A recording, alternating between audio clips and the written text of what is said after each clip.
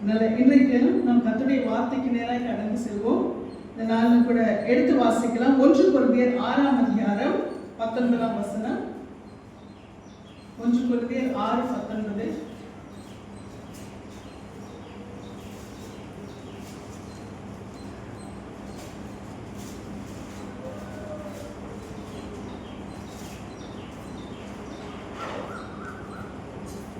கொரிந்தியர் 6ஆம் அதிகாரம் 19ஆம் வசனம்.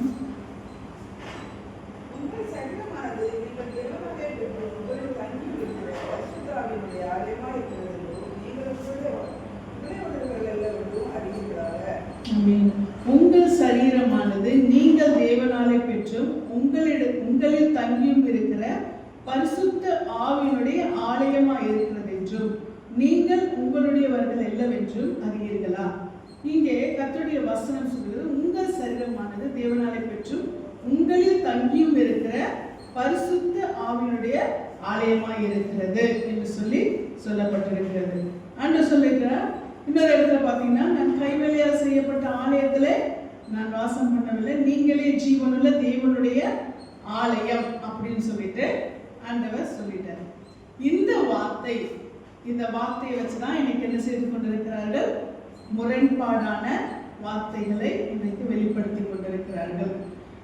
ஆண்டவர் கைவேலையால் செய்யப்பட்ட ஆலயத்துல அவர் வாசம் பண்ணுகிறதை விட அவர் அதிகமா இம்பார்ட்டன்ஸ் கொடுக்கிறது என்னது? நம்முடைய சரீரம்.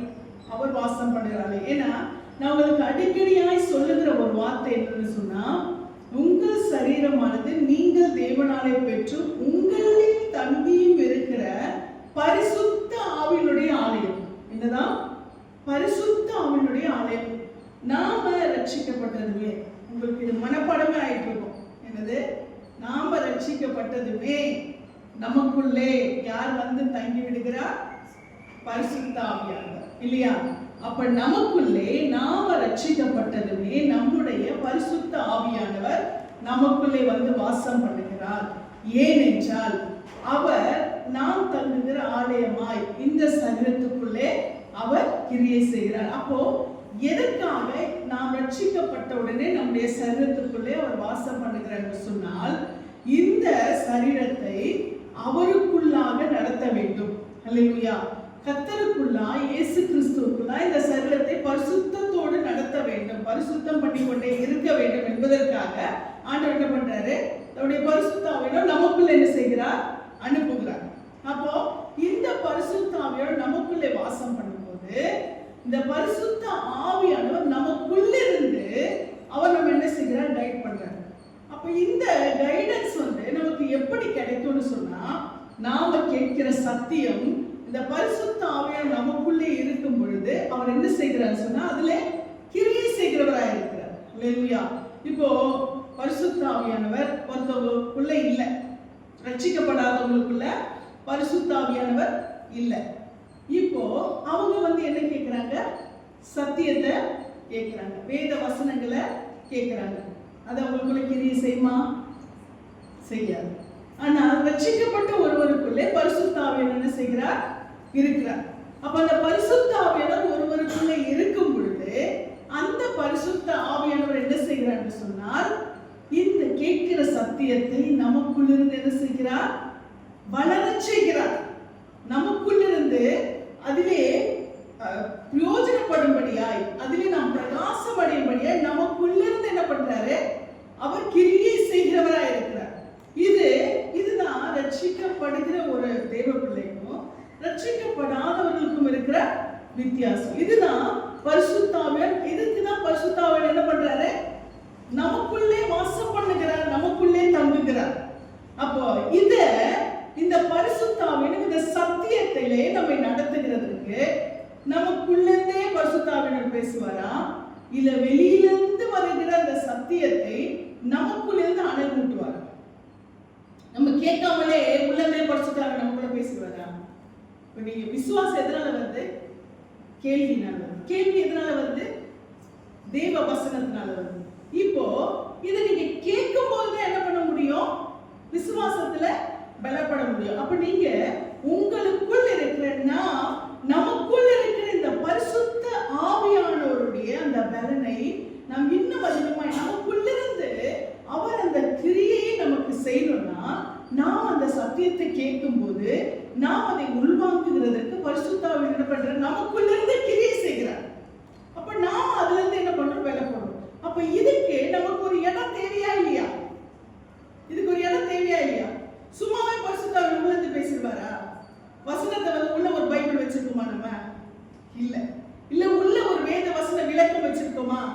இல்ல.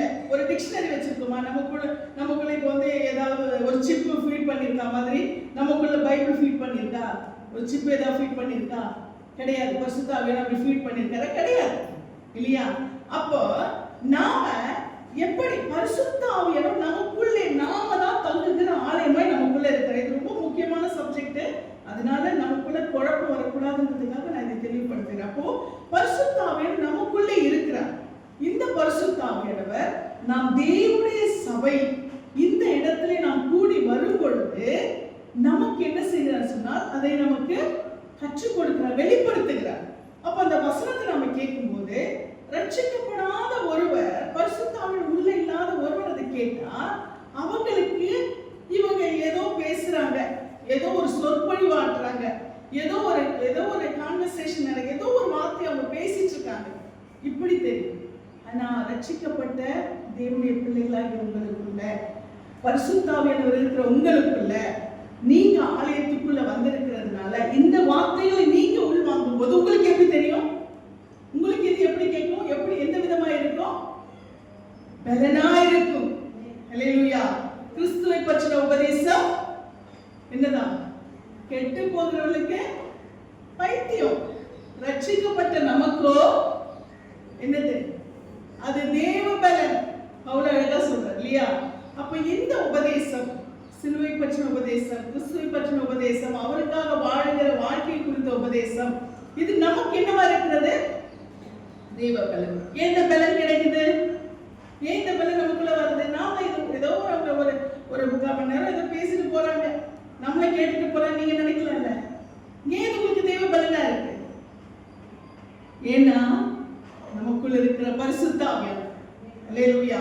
ஏன்னா அவர் நமக்குள்ள என்ன செய்திருக்கிறார்? தங்கி இருக்கிறார். நமக்குள்ள என்ன செய்து கொண்டிருக்கிறார்? வாசம் பண்ணி கொண்டிருக்கிறார்.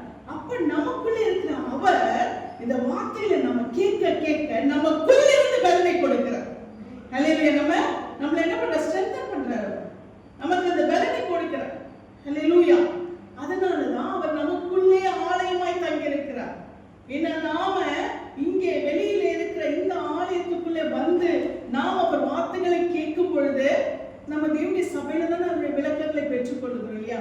அப்ப அந்த வார்த்தைகளை கேட்கும் பொழுது அவர் நமக்குள்ள இருந்து நமக்குள்ளே தங்கி இருக்கிற அந்த பரிசுத்த ஆவியானவர் நமக்குள்ளே இருக்கிற அந்த ஆலயமாய் அவர் வாசம் பண்ணுகிறபடினாலே நமக்குள்ளிருந்து அவர் இந்த பலனை கொடுக்கிறார். அந்த பலனை நம்ம பெற்றுக்கொள்ள நாம் இன்னும் தேவனுக்குள்ள என்ன செய்கிறோம்? அதிகமாய் வளர்கிறவர்களாய் நாம் காணப்படுகிறோம். அப்ப தேவன் பரிசுத்த ஆவியானவர் நமக்குள்ள என்ன செய்கிறார்? தங்கி அவர் வாசம் பண்ணுகிறவராய் இருக்கிறார். அல்லேலூயா.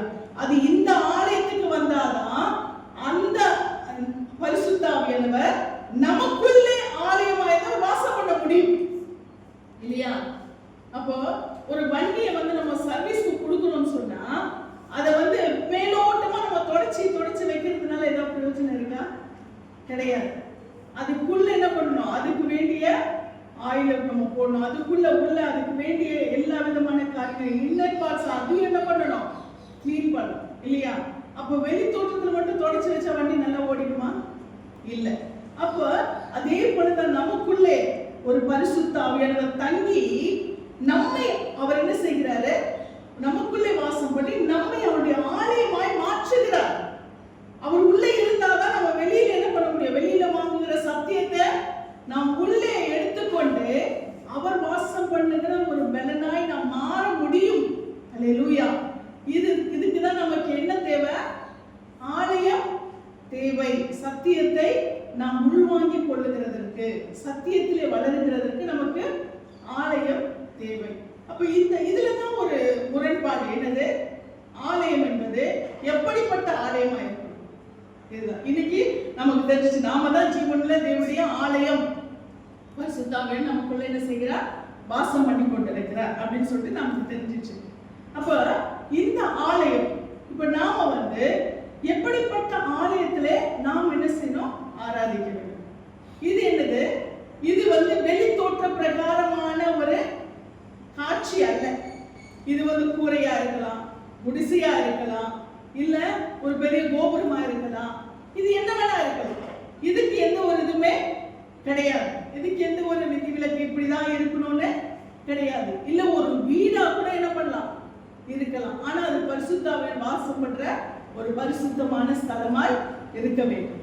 இங்க நான் எதுக்கு வீடா கூட இருக்கலாம்னு நான் சொல்றேன்னு சொன்னா, அது ஆனால் தேவனுடைய கூடவே இருக்கிறதற்கு அந்த ஆலயம் அது என்னவா இருக்கணும், அது பரிசுத்தம் உள்ளதாய் இருக்க வேண்டும். தேவன் வாசம் பண்ணுகிறதுக்கு அது எப்படி இருக்கணும், பரிசுத்தம் உள்ளதா இருக்கணும். இங்க நம்ம பார்த்தோம்னா, நம்ம வேதத்துல வாசிக்கும் பொழுது ஆக்கில்லா பிரிஸ்கில்லான்னு சொல்லிட்டு 2 தேவனுடைய பிள்ளைகள், அவங்க எப்படிப்பட்ட ஒரு ஆலயத்திலே அவங்க செயல்படுகிறார்கள் சொன்னால், நீங்க பார்க்கும்பொழுது ரோமர் 16ஆம் அதிகாரத்தை நாம் வாசிக்கிறோம். ரோமர் 16 3 - 5 வரைக்கும்.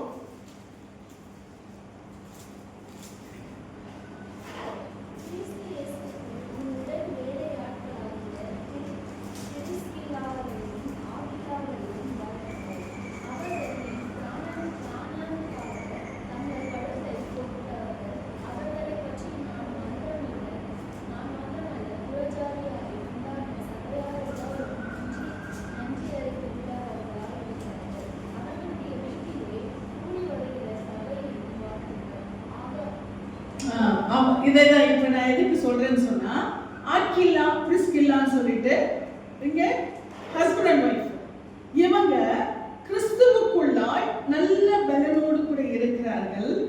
இவர்கள் பவுலையும் ஆதரிக்கிறவர்கள். இவங்க என்ன செய்கிறார்கள், கூடார தொழில் செய்கிறார்கள். கூடார தொழில் செய்து கொண்டு இவங்க என்ன பண்றாங்க, தங்கள் வீட்டில் என்ன செய்கிறார்கள், சபை நடத்துறாங்க. தங்கள் வீட்டுல ஏதோ ஒரு சாதாரண ஒரு விசுவாசியா கிடையாது, அவங்க அந்த அளவுக்கு பரிசுத்த ஆவியானவரால் நிரப்பப்பட்டவர்கள். அதனாலதான் பவுல் அவங்க கூட என்ன செய்கிறார், இருக்கிறார்.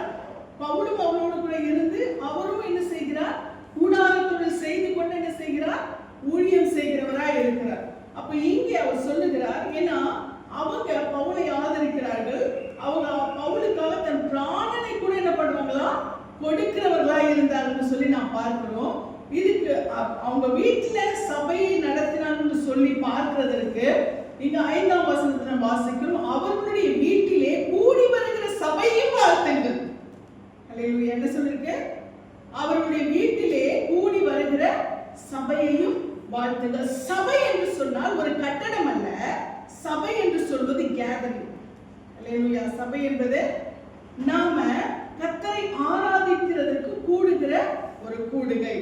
இப்ப இந்த சபை என்பது நாம் கூடுகிறோம் என்று சொன்னால், இதுக்கு நாம் கர்த்தருக்கென்று ஒரு ஸ்தலத்தை நியமித்து நாம் ஆராதிக்கும் போது அதுல கூடி வரவங்களுக்கும் என்ன இருக்கும், இது தேவனுடைய ஆலயம், நாம இங்க வந்து கர்த்தரை நாம் ஆராதிக்கும் போது எதுவுமே மனுஷனுடைய பார்வையில ஒரு ஸ்ட்ரக்சர் இருந்தாதான் என்ன செய்யும், அதுக்குரிய ஒரு கனமும் என்ன பண்ணும், வெளிப்படும். கரெக்ட் தானே? ஒரு என்ன சொல்றது, ஒரு சபையா இருந்தா ஒரு கர்த்தருக்குன்னு ஒரு இடம் இல்லையா, நமக்குன்னு ஒரு வீடு இருக்குன்னா கர்த்தரை ஆராதிக்கிறதுக்குன்னு ஒரு வீடு வேணும் இல்லையா, அதுக்காக தான் நாம் ஒரு ஸ்தலத்தை ஏற்படுத்துகிறோம், ஒரு இடத்தை ஏற்படுத்துகிறோம். அது கூரையா இருக்கலாம், கோபுரமா இருக்கலாம், அது ஷீட்டா இருக்கலாம், என்ன வேணா இருக்கலாம். அதை பத்தி ஆண்டவருக்கு பிரச்சனையே இல்லை. அவருக்கு தேவை என்ன தெரியுமா, அவரை கூடி வந்து ஆராதிக்கிறதற்கு ஒரு ஸ்தலம், ஒரு இடம், அதுதான் ஆண்டவர் எதிர்பார்க்கிறார். அப்போ இங்கே அந்த ஸ்தலத்திலிருந்து நாம் என்ன செய்கிறோம், சத்தியத்தை அறிந்து கொள்ளுகிறோம். அதன் மூலமாய் நாம் என்ன செய்கிறோம், பரிசுத்த ஆவி, நமக்குள்ளே இருக்கிற பரிசுத்த ஆவியானவர், நமக்குள்ளே வாசம் பண்ணுகிற அந்த பரிசுத்த ஆவியானவருடைய பலனிலே நாம் வளருகிறோம். நமக்குள்ளே நாம் வெளியில இருக்கிற சபையில இருந்து நாம் கர்த்தருடைய சத்தியத்தை கேட்டு ஆராதிக்கும் பொழுது நமக்குள்ளே இருக்கிற ஆவியானவர் நம்முடைய சரீரத்தை ஒரு ஆலயமாய் மாற்றுகிறார். ஆமென். இதுதான் சத்தியம்.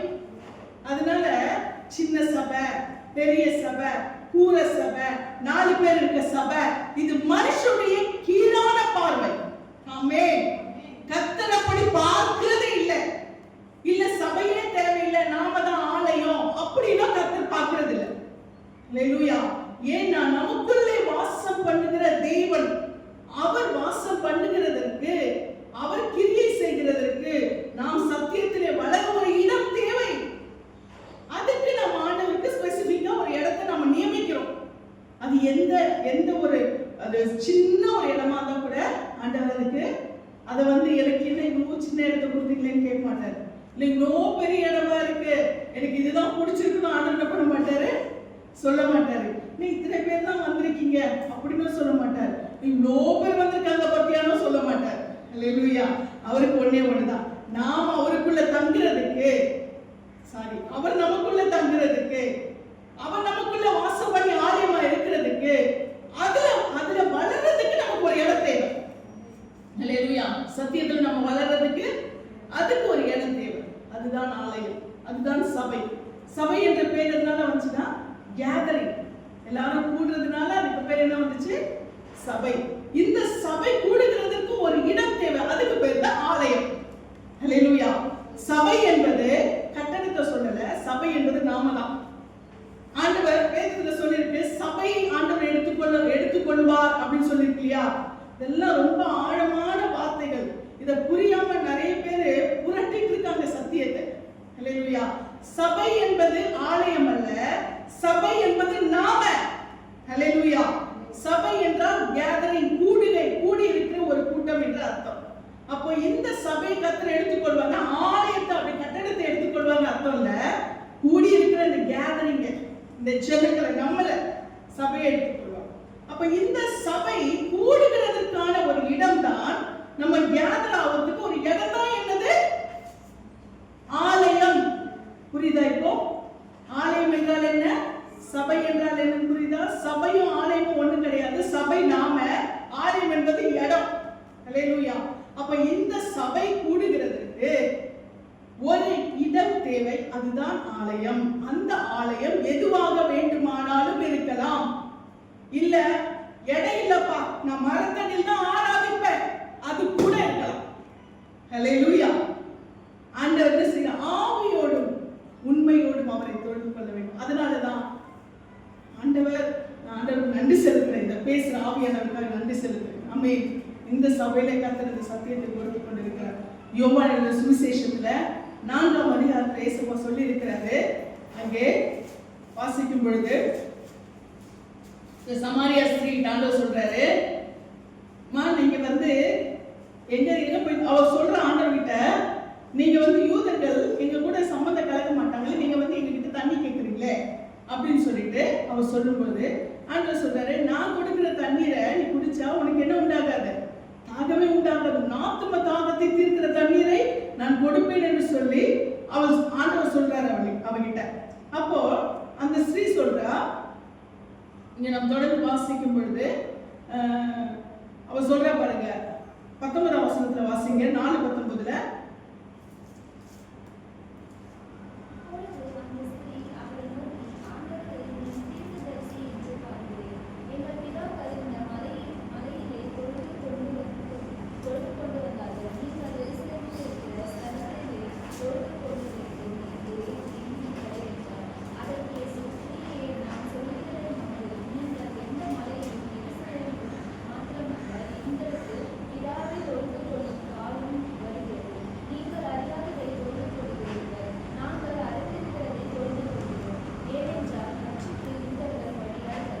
இங்க வாசிக்கும் போது இவங்க ஏன்னா இவங்களுக்குள்ள ஒரு பிரிவினை இருந்துச்சு. எங்க சமாரியர்கள் யூதர்கள் சொல்லி ஒரு பிரிவினை வந்துச்சு. யூதர்கள் எருசலேம்ல, சமாரியர்கள் எருசலேம்ல போய் ஆராதிக்க மாட்டாங்க. ஏன்னா அவங்களுக்குன்னு இந்த மலையில, சமாரியால இருக்க ஒரு மலையில அவங்களோட முற்பிதா ஒரு ஆலயத்தை கட்டினதுனால இவங்களுக்குள்ள பிரிவினை வந்துச்சு. இவங்க இங்கே தான் ஆராதிக்கிறாங்க. அப்போ அவ சொல்றா, ஆண்டவர் எருசலேம்ல ஒரு ஆராதனை கூட இருக்கு, எருசலேம்ல ஒரு தேவாலயம் இருக்கிறது. இந்த எருசலேம்ல ஒரு தேவாலயம் யார் கட்டினது? சாலமோன் ராஜா. இதுக்கான சரித்திரத்தை நம்ம பார்த்தோம்னா, நாம் 2 சாமுவேல் 7ஆம் அதிகாரத்துல 12-13 வசனங்களை நாம் வாசிக்கிறோம். 2 சாமுவேல் 7ஆம் அதிகாரம் 12-13 நாம் வாசிக்கிறோம். சாலமோன் தேவாலயத்தை கட்டினார் என்று சொல்லி வாசிக்கலாம்.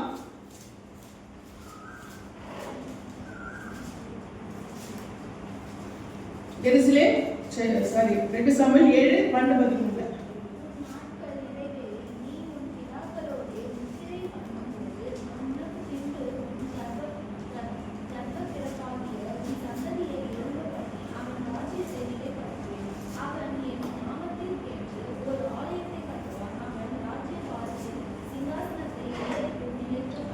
ஆண்டவர் சொல்றாரு, செய்யறாரு? தாவீதுக்கு ஒரு ஆசை. ஆண்டவர் வந்து ஆடி வச்சிருந்த என்ன அரியணையில உட்கார வச்சிருக்காரு, இவ்வளோ பெரிய மாளிகை ஆண்டவனை கொடுத்திருக்காரு, இவ்வளோ பெரிய அரண்மனையை கொடுத்திருக்காரு. ஆண்டவருடைய உடன்படிக்கை பெட்டி ஒரு கூடாரத்துல இருக்கு. ஏன்னா ஆண்டவர் வந்து மோசையோடு பேசின நாளில் எனக்கு ஆசரிப்பு கூடாரத்தை உண்டாக்கு அப்படின்னு சொல்லிட்டு ஆண்டவர் மோசையோடு பேசின நாளிலே ஒரு ஆசரிப்பு கூடாரம் கட்டப்படுகிறது. அந்த ஆசரிப்பு கூடாரத்தில் ஆண்டவர் சொல்ற அவருடைய உடன்படிக்கை பெட்டியை செய்ய வேண்டும் என்று சொல்லி ஆண்டவர் என்ன பண்றாரு? உடன்படிக்கை பெட்டியை அங்கே ஏற்படுத்துகிறார். உடன்படிக்கை பெட்டி இந்த ஆசரிப்பு கூடாரம் 3 பிரிவாக இருக்கிறது. பரிசுத்த ஸ்தலம், மகா பரிசுத்த கிருபாசனம் என்று சொல்லி 3 விதமாய் என்ன செய்கிறது? அந்த தேவனுடைய அந்த கூடாரம் என்ன செய்கிறது? காணப்படுகிறது. இப்போ 3 பிரிவா இருக்கிறது. என்னது இது? ஆசரிப்பு கூடாரத்துடைய வெளிப்பிரகாரம், உட்பிரகாரம், மகா பரிசுத்த ஸ்தலம் 3 பிரிவு. அப்போ இந்த வெளிப்பிரகாரம், உட்பிரகாரம், மகா பரிசுத்த ஸ்தலம் என்பது இது இன்றைய நாட்களிலே சொல்லப்படுகிறது. என்னன்னு சொன்னா நம்முடைய சரீரம் வெளிப்பிரகாரம், அதுக்கப்புறம் உட்பிரகாரம் என்னது? ஆத்துமா, அதுக்கப்புறம் மகா பரிசுத்த ஸ்தலம் என்னது? ஆவி. சரீரம், ஆத்துமா, ஆவி, வெளிப்பிரகாரம், உட்பிரகாரம், மகா பரிசுத்த ஸ்தலம். அப்போ இந்த மகா பரிசுத்த ஸ்தலம் தான் என்னது? மிக பரிசுத்தமானது. அப்ப அந்த பரிசுத்தமான மகா பரிசுத்த ஸ்தலத்துல ஆசாரியன் தவிர வேறு யாருமே என்ன பண்ண முடியாது. பிரதான ஆசாரியன் தவிர யாருமே போக முடியாது. அது வருஷத்துக்கு ஒரு முறை. அப்போ இந்த மகா பரிசுத்த ஸ்தலத்துல பிரவேசிக்கிற நம்முடைய ஆவி, ஹல்லேலூயா, நாம் கர்த்தருக்குள்ளாய் நம்மை ஒருமுகப்படுத்தி நாம் என்ன செய்கிறோம்? இன்றைக்கு ஆண்டவர் அந்த திரைச்சிலையை, மகா பரிசுத்த ஸ்தலத்தின் திரைச்சிலை என்ன பண்ணிட்டாரு? ஆண்டவர் நமக்காக மரித்து அந்த இடைவெளி ஆண்டவர் என்ன பண்ணிட்டாரு? பிரிச்சுட்டாரு. இயேசுப்பா மரிக்கும் பொழுது அந்த ஸ்தலத்தின், மகா பரிசுத்த ஸ்தலத்தினுடைய அந்த திரைச்சிலை என்ன பண்ணிச்சான்? மேற்கொண்டு கீழ் வரைக்கும் 2ஆக பிளந்து, 2ஆக கிழிஞ்சிருச்சு.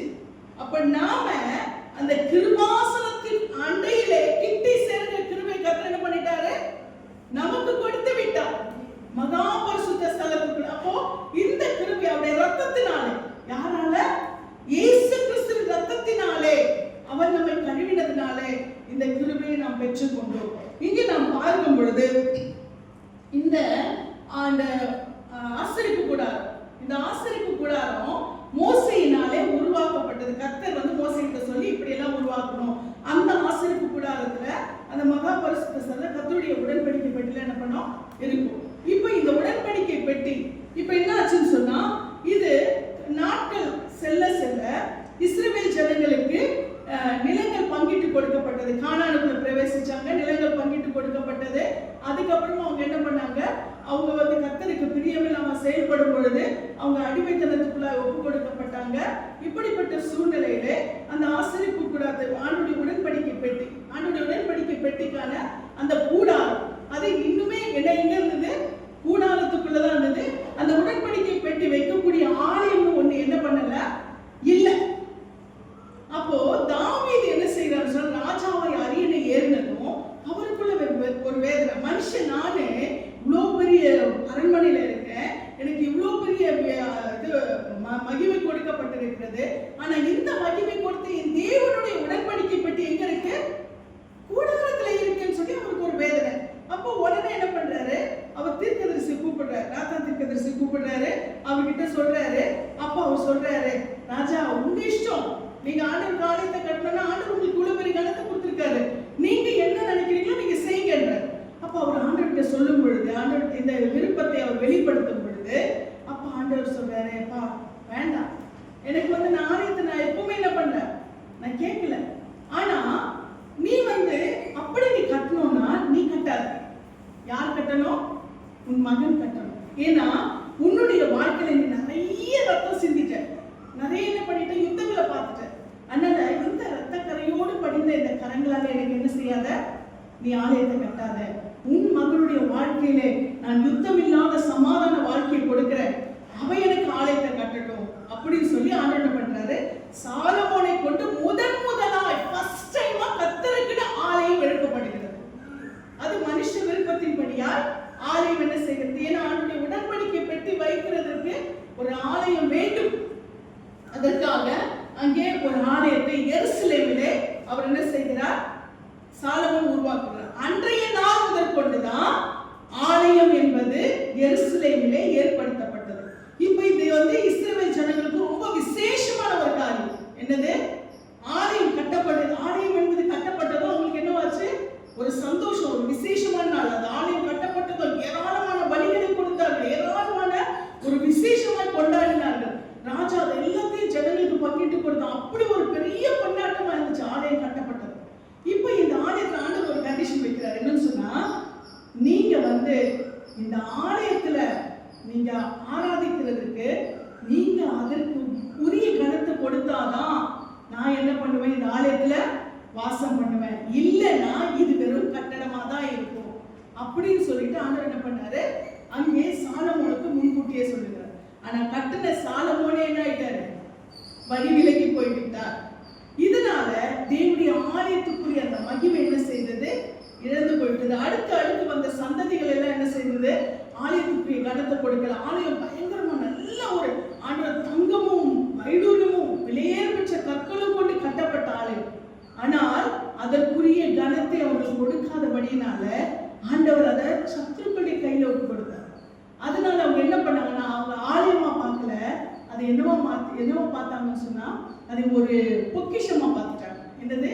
இந்த ஆலயத்துக்குள்ள நிறைய தங்கம் இருக்கு, நிறைய விலையேறப்பெற்ற பொருட்கள் இருக்கு, அதனால நம்ம என்ன பண்ணணும், இதை கொள்ளையிடணும்னு சொல்லிட்டு அந்த ஆலயத்தை என்ன செய்தார்கள் சொன்னால் அவர்கள் தகர்த்தார்கள். அதற்கு பின்பாக நெகேமியா, எஸ்ரா இப்படிப்பட்ட தேவனுடைய பிள்ளைகள் எழுப்பி என்ன செஞ்சாங்க? மறுபடியும் கற்களாலே, நார்மலா என்ன ஒரு ஆலயத்தை எப்படி கட்டுவாங்க அந்த மாதிரி என்ன செய்தார்கள்? அவர்களால் என்ற அளவுக்கு அவங்க என்ன செய்கிறார்கள்? ஆண்டவருடைய ஆலயத்தை அவங்க என்ன செய்தாங்க? கட்டினாங்க. அதுதான் எருசலேம் தேவாலயமாய் மறுபடியுமாய் கட்டப்பட்ட அந்த தேவாலயம் என்ன செய்தது? அன்றைக்கு எருசலேம்ல காணப்பட்டது. இந்த ஆலயம் தான் இஸ்ரவேல் ஜனங்களுக்கு விசேஷமானது. ஆனால் இங்க ஒரு பிரிவினை வந்தது. இங்க என்ன செய்கிறார்கள்? இந்த சமாரியர்கள், பேசுறது புரியுதா? இந்த சமாரியர்களுடைய அவங்க முற்பிதாக்கள் என்ன செய்தாங்கன்னா, அவங்க தனியா பிரிஞ்சு போய் ஒரு இடத்துல இருக்கும்போது அவங்க மலையில ஒரு ஆலயத்தை கட்டிட்டாங்க. அப்போ அவங்க என்ன செய்யறாங்கன்னு சொன்னா, அந்த மலையில அப்ப இந்த சமாரியர்கள் என்ன செய்தாங்கன்னா மலையில போயிட்டு இவங்க தொழுது கொள்ள ஆரம்பித்தாங்க. அதனால இவங்க எருசலேமுக்கு என்ன பண்ணல, வரல. அதனாலதான் அந்த சமாரியா ஸ்திரீ இந்த வார்த்தையை சொல்லுகிறார். என்னன்னு சொல்லிட்டுனா, எங்கள் பிதாக்கள் இந்த மலையை தொழுது கொண்டு வந்தார்கள். எங்க? சமாரியாவில் இருக்கு இல்லையா, இந்த மலையில அவங்க தொழுது கொண்டு வருகிறார்கள். நீங்கள் எருசலேமில் இருக்கிற ஸ்தலத்திலே தொழுது கொள்ள வேண்டும் என்கிறீர்களே. அப்ப நாங்க எருசலேமுக்கு போனது இல்லையே, எங்களுக்கு எருசலேம் ஆலயமே எங்களுக்கு அதுல தொழுது கொள்றதுக்கு எங்களுக்கு அனுமதி இல்லையே. அதனால இந்த முற்பிதாக்கள் என்ன செய்தாங்க? இங்க என்ன செஞ்சிருக்காங்க? சமாரியாவுடைய ஆலயத்தை கட்டி இங்க நாங்க என்ன செய்கிறோம்? இந்த மலையில தொழுது கொள்ளுகிறோம் அப்படின்னு சொல்லும் பொழுது இயேசுப்பா சொல்றாரு ஒரு வார்த்தை.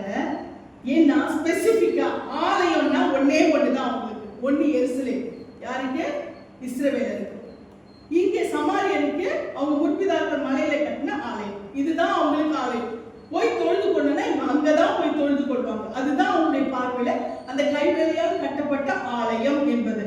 அப்ப இங்க நாம் பார்க்கும்போது, அதற்கு ஸ்திரீயே, நான் சொல்லுகிறதை நம்பு, நீங்கள் இந்த மலையிலும் எருசலேமிலும் மாத்திரமல்ல எங்கும் பிதாவை தொழுது கொள்ளும் காலம் வரும். ஹல்லேலூயா. அதுதான் ஆண்டவர் சொன்னார். ஹல்லேலூயா. அப்போ அன்றைக்கு ஸ்பெசிபிக்கா ஆலயம், அதை தவிர்த்து எங்குமே ஆலயம் என்பது அவங்களுக்கு அது ஆலயம் கிடையாது. இன்னைக்கு பாத்தீங்கன்னா அப்படிப்பட்ட இஸ்ரவேலராய் அநேகர் இன்றைக்கும் இருக்கிறாங்க. இன்றைக்கு என்ன பண்ணிட்டு இருக்காங்க? அந்த பாரம்பரிய இஸ்ரவேலர் இன்றைக்கும் ரட்சிக்கப்பட்ட பிறகும் இருக்கிறாங்க. அவங்களோட பார்வையில் இதுதான் ஆலயம், இப்படி இருந்தாதான் ஆலயம், இவ்வளவு பேர் இருந்தாதான் ஆலயம், இவங்க நடத்தினாதான் ஆலயம், இப்படி ஒரு கண்ணோட்டத்துக்குள்ள இன்னைக்கும் என்ன பண்ணிட்டு இருக்காங்க? இருக்கிறாங்க. ஆனால் இங்க சொல்லப்பட்டிருக்க ஆண்டவர் சொல்றாரு, எங்கும், ஹல்லேலூயா, எருசலேமே மாத்திரம் இல்ல, இந்த மலையில மாத்திரம் இல்ல, எங்கும் தேவனை தொழுது கொள்ளும் காலம் என்ன பண்ணும்? வரும். அது அப்பவே சொல்றார் ஆண்டவர். அது இப்பொழுதே வந்திருக்கிறது. ஏசப்பா வந்துதான் என்ன பண்ணாரு? இப்படிப்பட்ட ஒரு மாற்றத்தை ஆண்டவர் கொண்டு வந்தார். ஹல்லேலூயா. இன்னைக்கு பாத்தீங்கன்னா இப்படிப்பட்ட இந்த ஊரின ஒரு இஸ்ரவேலரை போல இன்னைக்கு காணப்பட்டு கொண்டிருக்கிறார்கள். இன்னைக்கு அவங்களுக்கு புரியுதா புரியலையான்னு தெரியல இந்த வசனம்லாம். ஏசப்பா என்ன சொல்லியிருக்கிறாரு? எங்கும் தேவனை தொழுது கொள்ளும் காலம் வரும், அது இப்பொழுதே வந்திருக்கிறது. சிலக்கெல்லாம் பாத்தீங்கன்னா அங்க இருக்கு பாத்தீங்களா பெரிய சபை, அதான் சபை. இங்க இருக்கு பாத்தீங்களா இதுதான் சபை. அப்ப மத்ததெல்லாம் என்னது? மத்ததெல்லாம் ஆண்டவரை ஆராதிக்கிற இடம் தானே. என்ன அவருடைய கண்ணோட்டம் எப்படிப்பட்டதா இருக்கிறது? இந்த இஸ்ரவேலரை போல எருசலேம்ல இருந்துச்சே, இங்க மலையில இருந்துச்சே, இதுதான் சபைன்ற மாதிரி அவங்களோட கண்ணோட்டம் இன்றைக்கு காலகட்டத்தில் என்ன செய்து கொண்டிருக்கிறார்கள், இருந்து கொண்டிருக்கிறார்கள். ஹல்லேலூயா. ஆனால் ஆண்டவர் சொல்லுகிற காரியம் தெரியுமா? எங்கும் நாம் தேவனை தொழுது கொள்ளும் காலம் வரும், அது இப்பொழுதே. ஹல்லேலூயா. இப்பொழுதே வந்திருக்கிறது. ஆண்டவராகிய இயேசு கிறிஸ்து அப்பொழுதே அதை குறித்து சொல்லிவிட்டார். அது மட்டும் இல்ல, நீங்கள் அறியாததை தொழுது கொள்கிறீர்கள், நாங்கள் அறிந்திருக்கிறதை தொழுது கொள்கிறோம். அது மட்டும் இல்லை, அடுத்து நீங்க வசனத்தை வாசிச்சீங்கன்னா 23ஆம் வசனத்துல, உண்மையாய் தொழுது கொள்கிறவர்கள் பிதாவை ஆவியோடும் உண்மையோடும் தொழுது கொள்ளும் காலம் வரும், அது இப்பொழுதே வந்திருக்கிறது. தம்மை தொழுது கொள்கிறவர்கள் இப்படிப்பட்டவர்களாய் இருக்கும்படி பிதா விரும்புகிறார். ஆண்டவர் எதிர்பார்க்கிறது ஒன்னே ஒண்ணுதான். என்னதான்? என்ன எதிர்பார்க்கிறாரு? சொல்லிட்டாரு. டெஃபினிஷன் இங்கே நமக்கு இருக்கு. உண்மையாய் தொழுது கொள்ளுகிறவர்கள் பிதாவை ஆவியோடும் உண்மையோடும் தொழுது கொள்ளும் காலம் வரும். அப்போ அந்த காலம் இல்ல. அப்ப நமக்கு தான், நம்ம காலத்துல தான் ஏசப்பா சொன்னார் இல்லையா? நல்லா நான் பேசுறது புரியுதா? ஆமென். நான் நீங்க இடையில எல்லாம் ஆமென் சொன்னீங்களா? உங்களுக்கு புரியுதுன்னு அர்த்தம். நீங்க பார்க்கும்போது என்ன சொல்றார் ஆண்டவர்? ஏசப்பா பரலோகத்துக்கு எடுத்துக்கொண்டு பண்றதுக்கு முன்னாடி என்ன சொன்னாருன்னா, நான் போய் உங்களுக்கு யார் அனுப்புவேன்? ஆமா, பரிசுத்த ஆவியாகிய தேற்றரவாளனை அனுப்புவேன். இங்க என்ன சொல்லி இருக்கிறது? ஏசப்பா என்ன சொல்றாரு? உண்மையாய் தொழுது கொள்ளுகிறவர்கள் பிதாவை ஆவியோடு உண்மையோடு தொழுது கொள்வார்கள். ஆமென். இப்ப நம்ம எப்படி தொழுது கொள்றோம்? ஆவியோடும் உண்மையோடும். ஆவியோடும் எப்படி? நமக்குள்ளே வாசம் பண்ணுகிற பரிசுத்த ஆவியானவர். உலகத்துல வெளியில கேட்டாங்கன்னா ஆவி ஆவி என்றால் ஆவி என்றால் பரிசுத்த ஆவி, ஹோலி ஸ்பிரிட். என்னது? ரெண்டு ஸ்பிரிட் இருக்கு. ஒன்று ஈவில் ஸ்பிரிட், இன்னொன்று ஹோலி ஸ்பிரிட். ஈவில் ஸ்பிரிட் என்னது? பிசாசு இந்த உலகத்திலே வந்து கிரியை செய்து தீய காரியங்களை செயல்படுத்துகிற அந்த காரியம். ஹோலி ஸ்பிரிட் என்பது பரிசுத்த ஆவியானவர். பரிசுத்த ஹோலி ஸ்பிரிட் என்பது ஆவி. அப்போ இங்க நாம் பார்க்கும் பொழுது உண்மையாய் தொழுது கொள்ளுகிறவர்கள் பிதாவை ஆவியோடும் உண்மையோடும் தொழுது கொள்ளும் காலம் வரும். அன்னைக்கு ஆண்டவர் சொன்னார். எப்போ? அவர் பூமியில இருக்கும்போது அவர் சொல்லிட்டு அங்க போயிட்டு பரலோகத்துல இருந்து பரிசுத்த ஆவியை அனுப்பினாரு. நமக்கு அனுப்பினதும் நமக்குள்ளே அந்த பரிசுத்த ஆவியானவர் வந்து என்ன செய்து கொண்டிருக்கிறார்? அவர் வாசம் செய்கிறார். அவர் நமக்குள்ளே வாசம் பண்ணுகிறதுனாலே நாம் கர்த்தரை எப்படி ஆராதிக்கிறோம்? எப்படி ஆராதிக்கிறோம்? ஆவியோடும் உண்மையோடும் ஆராதிக்கிறோம். எதற்காக இந்த பரிசுத்த ஆவியை நமக்குள்ள வந்து ஆவியோடும் உண்மையோடும் ஆராதிக்கிற இந்த பலனை கொடுக்கிறார் சொன்னால், நாம் அவருடைய ஆலயமாய் மாறுகிறதற்காக. ஹல்லேலூயா. ஆண்டவரை தொழுது கொள்ளதான். எங்கும் தொழுது கொள்ளும் பொழுது, எங்குன்னா என்னது?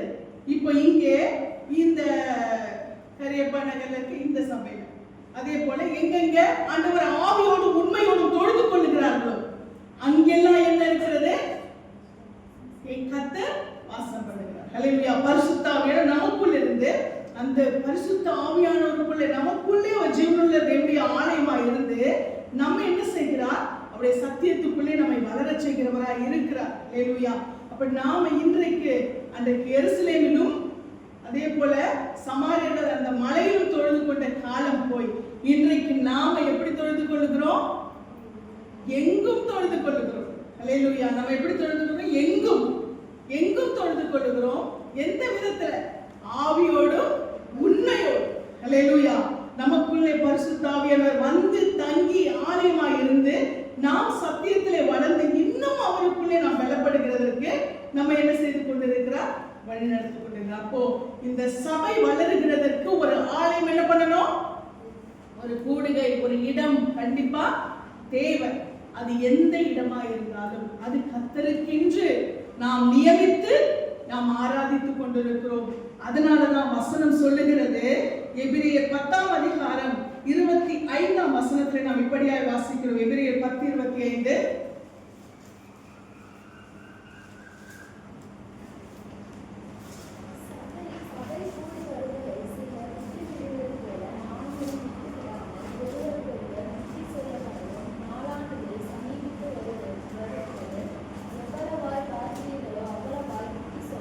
ஆமென். சபை கூடி வருதலை சிலர் விட்டு விடுகிறது போல நாமும் விட்டு விடாமல் ஒருவருக்கொருவர் புத்தி சொல்ல கடவோம். நாளானது சமீபித்து வருகிறதை எவ்வளவாய் பார்க்கிறீர்களோ அவ்வளவாய் புத்தி சொல்ல வேண்டும். அல்லேலூயா. வசனம் என்ன சொல்லுது? சபை கூடி வருதலை சிலர் விட்டு விடுகிறது போல நாமும் என்ன செய்யக்கூடாதா? விட்டு விடக்கூடாது. ஏன்? இந்த ஆராதனை நாளிலே நாம் அவர் சமூகத்திலே ஓடி வருகிறோம், கூடி வருகிறோம். அல்லேலூயா. ஒரு இடத்தை, ஒரு ஸ்தலத்தை கர்த்தருக்கென்று நாம் ஆயத்தப்படுத்தி விட்டு அவர் சமூகத்திலே கூடி வருகிறதற்கு நாம் என்ன செய்கிறோம்? நாம் சபையாய் இங்க வந்து இந்த ஆலயத்தில் ஆண்டவரை நாம் என்ன செய்கிறோம்? ஆராதிக்கிறோம். சபை கூடி வருகிற எந்த ஒரு இடம் கர்த்தருக்காக நாம் நியமித்திருக்கிறோமோ அது தேவன் வெளிப்பிரகாரமாய் அவர் வாசம் பண்ணுகிற ஒரு ஆலயமாய் இருக்கிறது. ஆனால் இந்த சபை இருக்கிறது பார்த்தீங்களா? உட்கார்ந்திருக்கீங்களே, இந்த சபை நீங்க, நான், நாம், நமக்குள்ளே யார் இருக்கிறார்? பரிசுத்த ஆவியானவர் வாசம் பண்ணி கொண்டிருக்கிறார். அப்ப நமக்குள்ளே இருக்கிற பரிசுத்த ஆவியானவர் அவர் தங்கி வாசம் பண்ணி கிரியை செய்கிறதற்கு நமக்கு ஒரு கூடுகை, நமக்கு ஒரு இடம் தேவைப்படுகிறது. இந்த இடத்திலே வந்து நாம் கர்த்தரை ஆராதித்து நாம் சத்தியத்திலே வளர்ந்து அவரிலே நாம் என்ன செய்கிறோம்? பலப்பட்டு கொண்டிருக்கிறோம். அல்லேலூயா. இப்ப தெரியுதா சபை என்றால் என்ன, ஆலயம் என்றால் என்ன, நாம் எதற்காக சபையிலே கூடி வர வேண்டும், அன்றைக்கு இருந்த ஆலயம் எப்படிப்பட்டது, இன்றைக்கு இருந்த ஆலயம் எப்படிப்பட்டது, இது எல்லாமே ஆண்டவர் நமக்கு தெளிவாய் பேசியிருக்கிறார். இல்லை இன்னொரு வாட்டி கேட்டு நான் தெளிவுபடுத்திக்கணும்னா நமக்கு இங்கே போன்லயே நமக்கு இல்லையா, நம்முடைய வாட்ஸ்அப்ல போய் நம்முடைய இந்த மெசேஜ் நம்ம இது பண்ணனா என்ன வந்துடும், லிங்க் பண்ணனா நமக்கு மறுபடியும் கூட நம்ம கேட்டு என்ன பண்ணிக்கலாம், தெளிவுபடுத்திக் கொள்ளலாம். அப்படிப்பட்ட சந்தேகத்தோட சத்தியத்தை குழப்புகிறவர்களுக்கு நாம இந்த காரியங்களை இதை கேளுங்கன்னு சொல்லி நம்ம தெளிவுபடுத்தலாம். ஏன்னா இன்னைக்கு தெளிவில்லாமல் நல்லா இருக்கிறவங்களையும் குழப்புகிற காலமாய் இன்றைக்கு இருக்கிறது. சத்திய புரட்டர்கள் இன்றைக்கு காணப்படுகிற காலமாய் இருக்கிறது. இன்னொரு விஷயத்தை நான் உங்களுக்கு தெளிவுபடுத்துறேன். இங்க பாத்தீங்கன்னா சபையில, அதாவது சபை நம்ம கூடி வரும், இந்த சபையில இன்னொரு காரியத்தையும் இந்த சகோதரன் சொல்லி இருக்கிற, குழப்பி இருக்கிற, அதை நான் சொல்லிடுறேன். அது எந்த கண்ணோட்டத்தில் அவர் சொன்னார் எனக்கு தெரியாது. இந்த காரியத்தை நான் சொல்லும்போது சபையில பாதரட்சை, செருப்பு அணியலாமா, சபைக்குள்ள செப்பல் போட்டுட்டு நாம வரலாமா, சபை தேவனுடைய ஆலயம், தேவன் வாசம் பண்ண இடம், இதுக்குள்ள நம்ம செப்பல் போட்டுட்டு வரலாமா அப்படின்னு சொல்லும்போது ஒரு தேவ மனிதர், ஒரு தேவனுடைய ஊழியக்காரர், அவர் வந்து ஒரு வெளிநாட்டுக்கு போனார். ஒரு வெளிநாட்டுக்கு போகும்போது கனடாவோ இங்கேயும் அங்க பயங்கர குளிர், பயங்கரமான குளிர் தேசம். அப்ப அவர் அந்த சபையில அவர் மெசேஜ் கொடுக்க போகும்போது அவர் என்ன செய்தாரா, அவருடைய ஷூவை வெளியில கட்டிட்டு உள்ள வந்திருக்காரு. அப்போ அந்த சபையுடைய பொதுவில் சொல்லியிருக்காரு, ஐயா நீங்க வந்து ஷூவை கட்டாதீங்க, இது வந்து ரொம்ப குளிரான இடம், நீங்க ஷூவை கட்டினீங்கன்னா உங்களால் நிற்க முடியாது அப்படின்னு சொல்லியிருக்காரு. யூஸ்வலி இல்லை இல்லை இல்லை, எங்க தேசத்துல நாங்கள் என்ன பண்ண மாட்டோம், செப்பல்லாம் போட மாட்டோம், நாங்கள் வந்து ஆதரட்சி இல்லாமல் தான் சபைக்குள்ள வருவோம். ஏன்னா இங்கே மேட்டு போட்டிருக்கேன், பிரச்சனை இல்லை, நான் அது மேலே நின்றுக்கிறேன், அதனால எனக்கு பிரச்சனை இல்லை. சாக்ஸோட வந்து அந்த பீடத்தில் நின்று பேச ஆரம்பிச்சார். 1 மணி நேரம் அவருடைய செய்தி. ஆனால் அவரால் 35 நிமிஷம் கூட பேச முடியல. காரணம் அந்த தேசத்தில் உள்ள குளிர். அந்த தரை வந்து எப்படி இருக்கு, மேட் போட்டு அந்த தரை சில்லுன்னு காலில் ஏறி அப்படியே மூளையில உரைக்கிற மாதிரி ஆயிடுச்சு. அப்படி ஒரு கோல்டு, அவரால் நிற்க முடியல. 35 நிமிஷத்துல அந்த செய்தியை முடித்து விட்டு வந்து விட்டார். அப்புறம் தான் புரிஞ்சுது அவருக்கு எல்லாவற்றுக்குமே ஒரு இடம், பொருள், ஏவல் இருக்கிறது. பழைய ஏற்பாட்டில் ஆண்டவர் சொல்லியிருக்கிறார். யார்கிட்ட? மோசே கிட்ட சொன்னாரு. இன்னொரு இடத்துல யோசுவா கிட்ட சொன்னாரு, நீ நிற்கிற இடம் பரிசுத்தமானது, இங்க நீ என்ன பண்ணாத, பாதரட்சைய போடாத அப்படின்னு சொல்லிட்டு சொன்னாரு. அது வந்து ஒரு கட்டடமோ ஒரு இடமோ இல்ல, அந்த இடத்துல அது ஒரு மலை, தேவனுடைய மலை, பரிசுத்தமான மலை. அந்த மலையில ஆண்டவர் அங்கே பிரத்யட்சமாய் தரிசனமானார்.